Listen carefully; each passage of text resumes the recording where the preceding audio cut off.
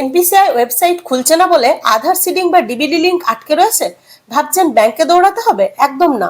Umang website দিয়ে সরাসরি আপনি এই কাজটা করতে পারবেন, কিন্তু সেখানে 3টি সিডিং টাইপ নিয়ে সবাই ভুল করছেন। তাই কোনটা আপনার জন্য সঠিক সেটা 1 মিনিটে বুঝে নিন। First, fresh seeding. আপনার আধার কার্ড যদি এর আগে কোনোদিন কোনো ব্যাংক অ্যাকাউন্টের সাথে ডিবিটির জন্য লিংক করা না হয়ে থাকে, অর্থাৎ আপনি একদম প্রথমবার ফ্রেশ লিংক করছেন, তাহলে এটা সিলেক্ট করবেন।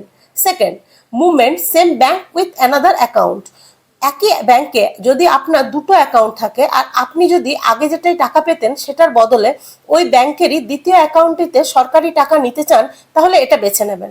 Third, movement from one bank to other bank. আপনার ডিবিডি লিংক আগে একটা ব্যাংকে ছিল, কিন্তু এখন আপনি চান সরকারি টাকা অন্য কোনো নতুন ব্যাংকে আসুক, যেমন এক ব্যাংক থেকে অন্য ব্যাংকে শিফট করা, তাহলে এই থার্ড নম্বর অপশনটি আপনি সিলেক্ট করবেন।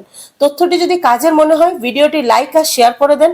আর এই ধরনের সমস্ত গুরুত্বপূর্ণ এবং দরকারি আপডেট পেতে নিয়মিত আমাদের পেজটি এখনই ফলো করে রাখুন।